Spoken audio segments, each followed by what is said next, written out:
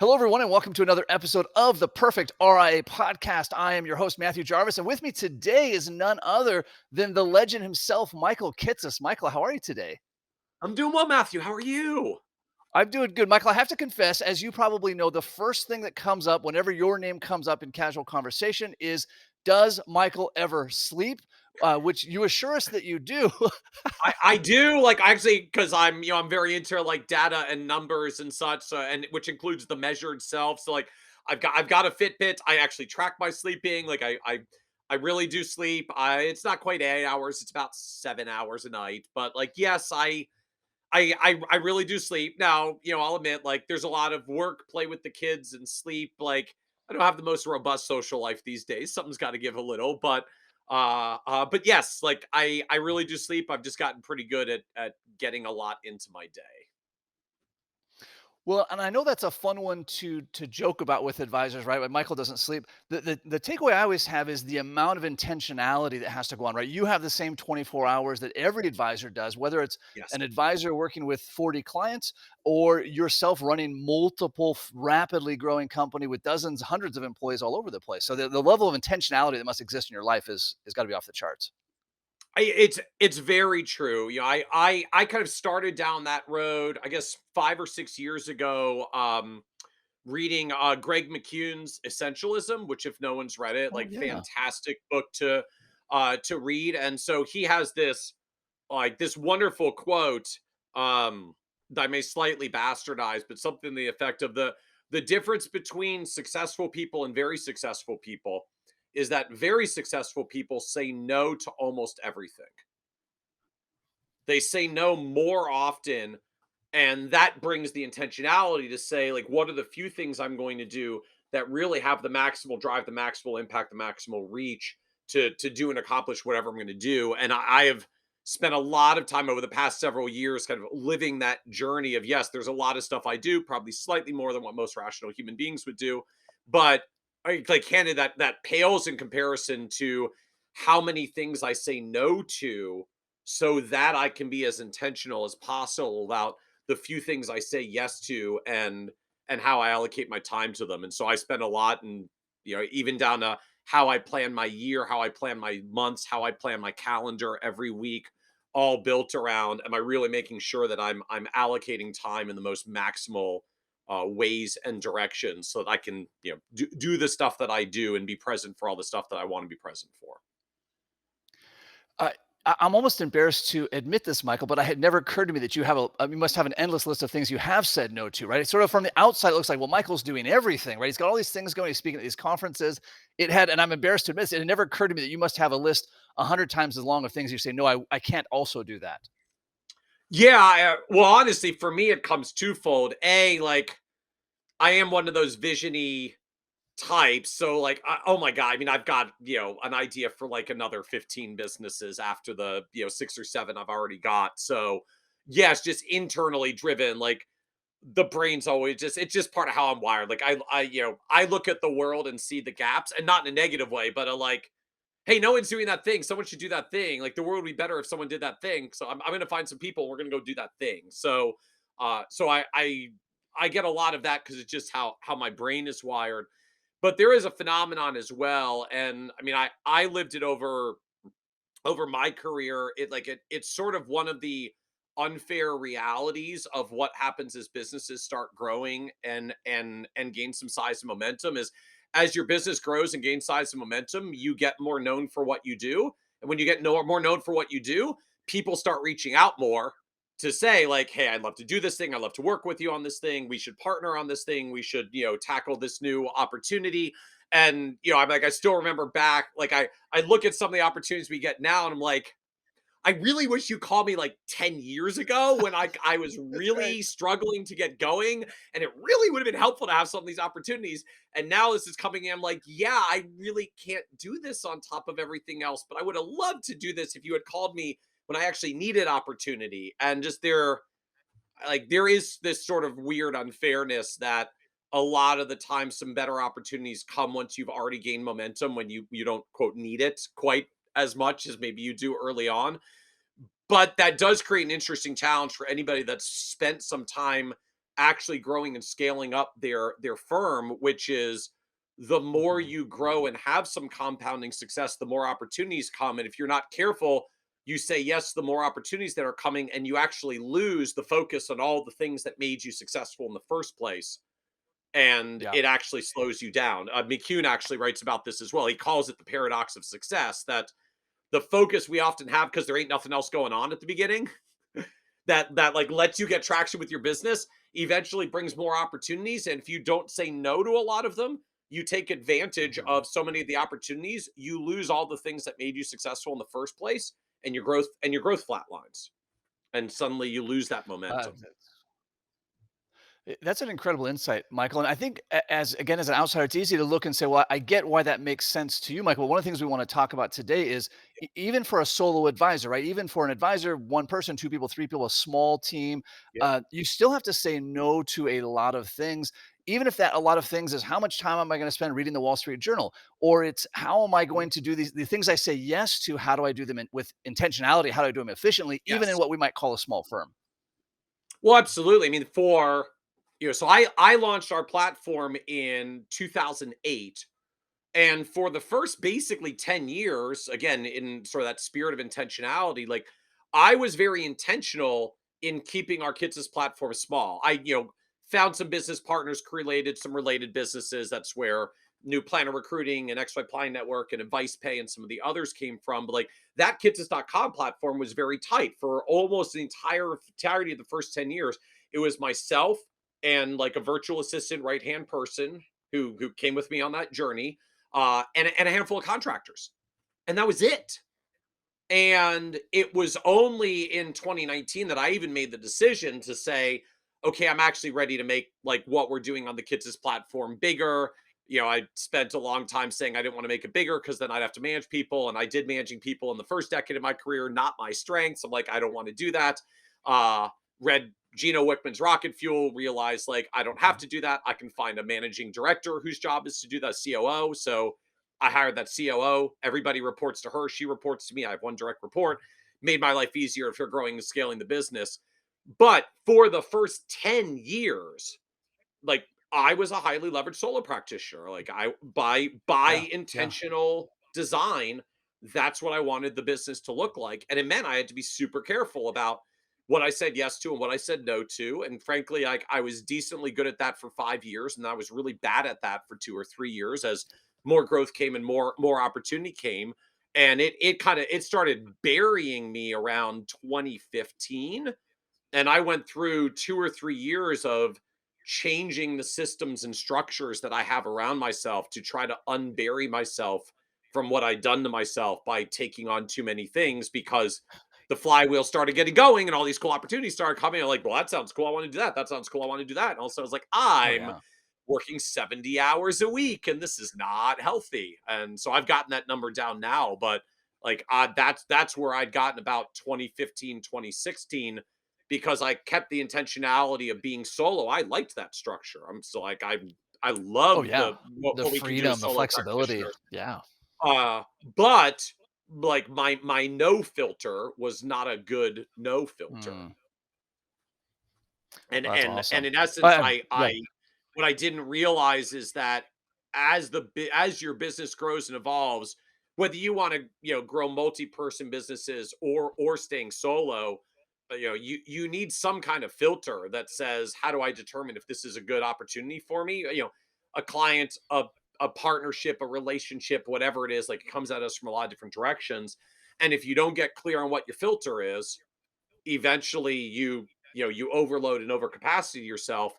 And as the business grows, the filter has to move and change, right? A lot of us do that indirectly. That's why we do things like we raise minimums over time. It's a version of, I'm approaching capacity. I can't just take anybody I talk to anymore. I need a filter to make sure that I'm intentionally focusing on the people that I can serve most effectively, that move the business forward. Mhm. So minimums are one version of that, but there are lots of ways to have filters. If you don't get clear on what your filters are, eventually you start burying yourself. And I lived that Uh, very painfully for a while. I really like that idea of filters, and you and I are going to talk about this more in more detail in an office hours this Yeah. Friday on July 15th, which you can sign up for by going to kitces.com and looking for office hours. Yeah. I think the filter applies to delivering value to clients as well, right? It's easy for an advisor, and I know you've seen this, to say, well, I'm going to do financial planning, and I'm going to do investment management, and I'm going to do long-term care insurance, and I'm going to do Medicaid plan. Like you can, and I'm going to do mortgage refinance. Like there has to be a Yeah. filter on what values you're going to provide to clients. Yeah, it's so true. And I mean, to me, there's really actually two filters that go with that Hmm. that kind of go hand in hand with each other. So the first is essentially to say, most of us get to a point like we tend to these days we build recurring revenue businesses, right? AUM fees, subscription fees, whatever it is, because it's different in a commission-based environment. So that's pretty much just like find Of more course, people yeah, who we'll buy set a that thing. aside. Yeah. Once you're in a recurring revenue model, just the whole picture shifts because you do that long enough, and all of a sudden, like you wake up on January 1st, I got hundreds of thousands or even $1 million of revenue, and it's like all I have to do is give these people awesome service and not screw anything up, and like this is going to go well. So we tend to get really focused on what can I do to do more for all these clients, but we tend to have a wide range of clients, and it's really hard to do like Mhm. a thing that everybody's going to love. So the first layering of filtering that has to come in is what can I do that that can impact the most clients in a sustained manner, right? Like if there's one thing I Mm. can do that hits 70 clients, that's a lot better than doing 30 things that hit 2 or 3 clients each to get to the same number, because I can do one thing much more scalably for 70 people than doing 30 odd things, onesie, twosie, threesies at a time. So there's one layer of filtering that's essentially like, what can I do that, all of my clients would like, probably won't be all, that most of my clients will like, that a Most plurality of my 80%, clients yeah. will like, uh, just so you can decide like what things am I going to do that in that spirit of intentionality that does the most good for the most clients, so I don't just get stuck with so many one-offs that I actually hardly reach any of the clients because you can't do an unlimited number of one-offs. The second challenge that goes with it, and is sort of in the spirit of filters, like the second filter that goes with it, it's actually not on the what are you going to do end, it's who are you doing it for, right? It's Hmm. getting clear on who your ideal client is in the first place. The challenge that most of us grew up with, because if you've been in the business for, I don't know, more than 10 years, you probably grew up in a more sales business development oriented, at Mhm. least partially commission based environment. The lesson in that environment was a qualified prospect is anyone who has enough money to buy the thing that you're selling. If you've Yeah, got enough yeah, monthly that was the savings, you filter. can buy my whole life insurance policy, was how I was trained, at least. Right. If you've got a large enough retirement account, I can roll it over into an annuity or a mutual fund or whatever it is that you grew up with in the sales environment. But there is no consistency to the clientele beyond they have enough money to buy blank. And that's fine, or at least well enough in a product business. When you run a service business where you're trying to figure out what value adds to provide, this gets really problematic. In essence, what I hear from a lot of verses like, well, I don't know what to do for all my clients because I got 100 clients and they're all different. It's like, that is the actual That's problem. problem number 1. Like, Yes. because you have 100 different clients, instead of trying to figure out, well, if I found my ideal client group that I really want to pursue, well, there's a dozen that I just really like working with that are high value. They appreciate me. They all have this commonality. I don't know. They're retirees or they're doctors or they love going fly fishing with me. And I just want to go all in on fly fisherman, whatever it is. When you get clear on them and then you go after more people like them, that's how you eventually get to a point where you can say, like, I'm going to do this one thing and all my clients are going to love it because they're all the same type of Yeah. client that want the same type of thing from me. And then it gets a lot easier. So there's a filter of what can I do that lots of my clients would like, or if I've got a wide smattering of clients, not very helpful to do proactive RMD planning because 80% of them aren't in RMD phase yet, and like hard to Mhm. do. Even like I know you have a fantastic guardrail strategy, like doesn't work if the majority of my clients are young folks. I probably need Mm-mm. to do Nope. like an employee benefits review, not so helpful if a whole bunch of my clients are retired because they don't have employee benefits anymore. They're not on the payroll anymore. Yep. So part of it is the filtering exercise of what can I at least do that'll hit a bunch of them. The longer term structural opportunity is, can I reduce the variability of my clients? Like I can't wave the wand to do that overnight because I got who I got. No. I can't replace them very quickly. But coming at that with intentionality to say, if I could reduce the variability of my clients, it would be a lot easier to provide them more Mhm. value adds and deliverables because I just have to make one awesome deliverable. And if they're all basically the same thing, they're all going to love the deliverable. Michael, I almost wonder for advisors, like you said, that have 100, 200, 400, 1,000 clients that are across the spectrum. It's almost as if you're segmenting, not based on this ABC, which is a model I don't like, and we can talk about another day, but you're almost segmenting by what value adds could you provide. To your examples, which ones are approaching Yeah. RMD, which ones have employee benefits, which ones are concerned about beneficiaries.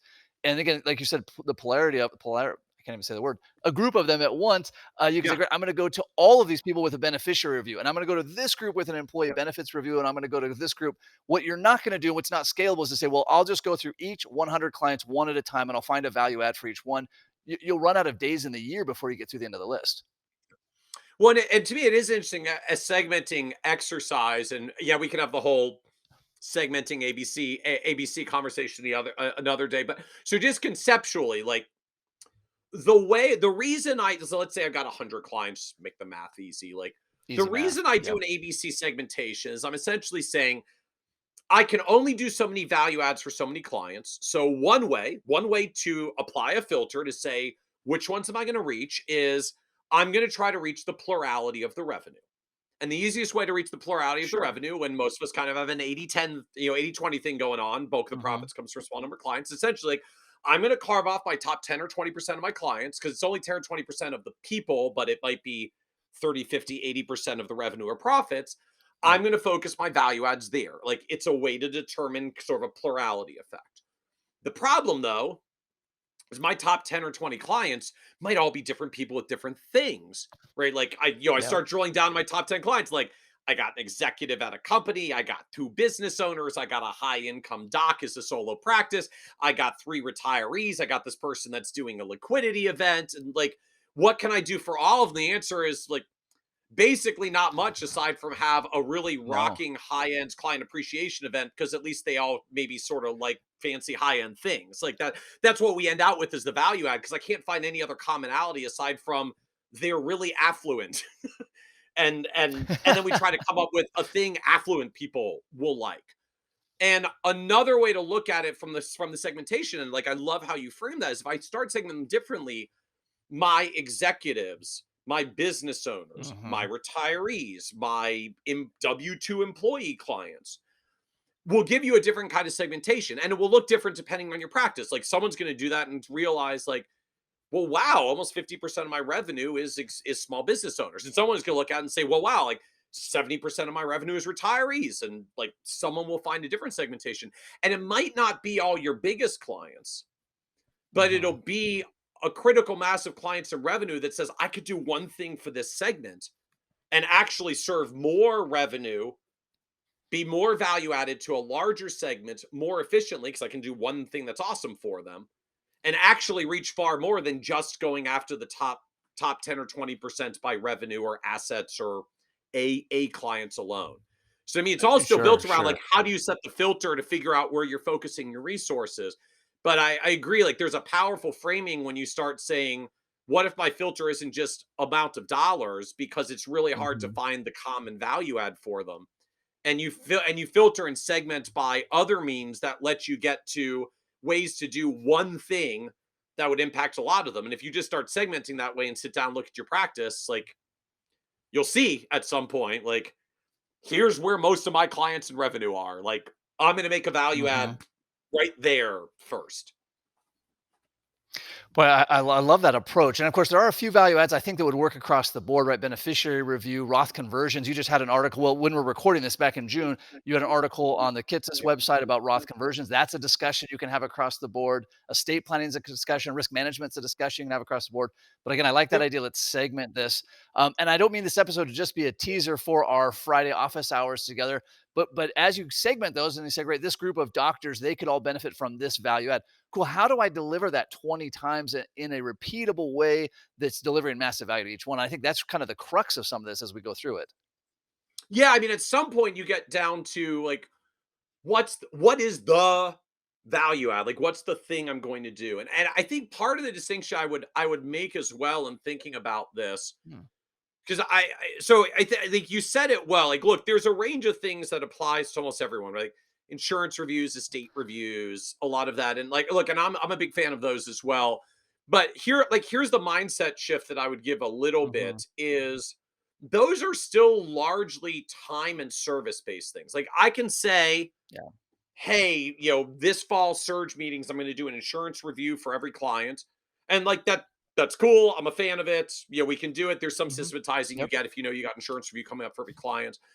But the value is still added because I do, a 1 hour insurance review meeting times 100 clients. I spend 100 hours on it. It's still pretty 100 time hours. Yeah. intensive because Yeah. that's ultimately like it's a service, it's a conversation based value add.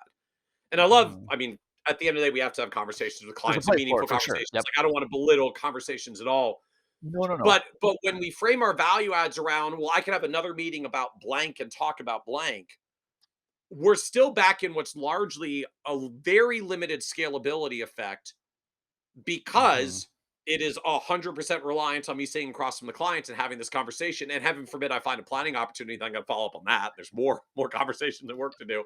Yes. Yeah. So it's challenging. And the distinction I would make, and I know you Matt, some of what you guys teach in the TPR community embodies this well, is it's about getting away from just time and service based value adds. Like that can be a Mhm. part of it. I don't want to say don't meet with For clients, sure. but what can we do that's a deliverable? That's something that we can produce because at the most basic level, that is a one to many repeatable system value add, right? Mhm. Like I'm going to sit down with every Correct. client and talk about estate planning is a time-based version.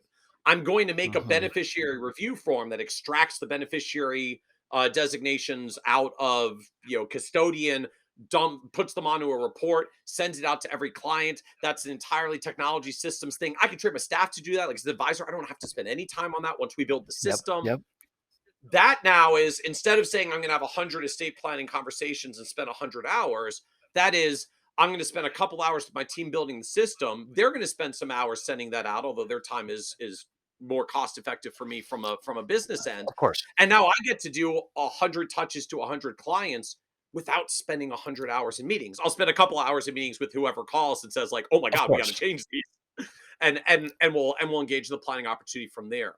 So thinking about like value adds that ultimately are reliant on a meeting are still not really that scalable because it's constrained by No. our time. We can be productive about them. It's like surges to me is a fantastic way to be productive around meetings because there's a lot of time blocking that's naturally built into surging, but Mhm. it's not really scalable in the same way because it's still built around this fundamental constraint, which is I only got so much time and like mental energy to sit in one client meeting after Yeah. another. Yeah. When you try to boil it down to systematizing not just the service but deliverables, that to me is when you start kind of unlocking the next value of productivity and efficiency. For sure. Well, boy, Michael, I love this. Obviously, you and I are totally on the same page on this, the value adds. How do we scale it? How do we systematize it? Even for a small practice, right? Even 20, 30, 50 clients, it has to be scaled, it has to be efficient. Again, you and I are going to be speaking this Friday in office hours. Everyone listening can go to Michael or Kitces.com and sign up for office hours. Of course, members of Kitces.com, which if you're not a member of Kitces.com, something's wrong here. Like you've got to be a member. I've been a member for as long as it's been an option. But Michael, a takeaway action item, even if people who can't make the office hours, a takeaway action item from this episode, what would you recommend if there's one thing they need Yo, to do? I think the takeaway action item is would be take a little bit of time to think about what the segments of your practice are. And like not the Mm, segments ABC, the segments of just who's got groupings and commonalities. Retirees, executives, business owners, a certain profession. We'll all do our own cross section of what that looks like. But just take a little time to think about what they are. Try to peg some numbers to it, even if it's just rough. Although, if you want to go down this in the full sure. on, work with your team, tag every client in your CRM, figure out what your segment looks like, pull some numbers to look at it. What's their, how many of them are there? What's their revenue? What's their assets? Whatever your business, your key Mhm. business metric is, and just dwell on that. Like produce that look and Yes. look at what you see. And I think for most advisors, it's if you take that kind of look at your business, you're going to see some things differently in ways that can move you forward. I love that. I love it. Well, Michael, thank you so much for your time today. Excited to be speaking with you again on Friday, and of course, thank you for all the great work that you do in our industry. It's been a pleasure to follow everything you've been up to for the last well, how long has it been now? Let's see, if we're in 2022, you started the Kitces.com in Oh, 2008. the '08 was the, like, original launch because right before a financial crisis was a great time to launch a business. Yeah, we're 14 odd years in with, it's been a heck of a winding trail and journey along the way, but yeah, having fun with it, and congratulations as well for growth of the TPR community and this podcast. Thank you so much. Hey, one last action item for listeners. Go to the Wayback Machine. If you're not familiar with the Wayback Machine, it's archived the internet over time. And look at Kitces.com and the earliest Wayback. And Oh, man. we all cringe when we look at our original stuff. But I think It sometimes we see, and you talk about this, the iceberg, we see like this beautiful Kitces site and 18 employees and all this stuff. It didn't start that way, right? It started with Michael on a web page typing by himself. Here's my thoughts about the industry. So don't ever It think that it's so this is the true. bar you It's have to so meet. true. It's fun to me every now and then. We go back and look in the Wayback Machine, like, just yeah, if anyone wants to have fun, like, go look and see, and just all I will say was, in 2008, when we launched that site, we got so many compliments about, like, how sharp and professional that site looked. So that's what I'll seed you And with. it's a great site. Yeah, Now go look I at don't mean what any what disrespect good with it. Yeah. site design looks like back in 2008. I We've love it. come a I love long it. way. Michael, thanks again. Thanks again for your time today. And I look forward to talking to you on Friday. And for everyone, happy planning. Awesome. Absolutely. Thank you, Matthew. Take care, everyone.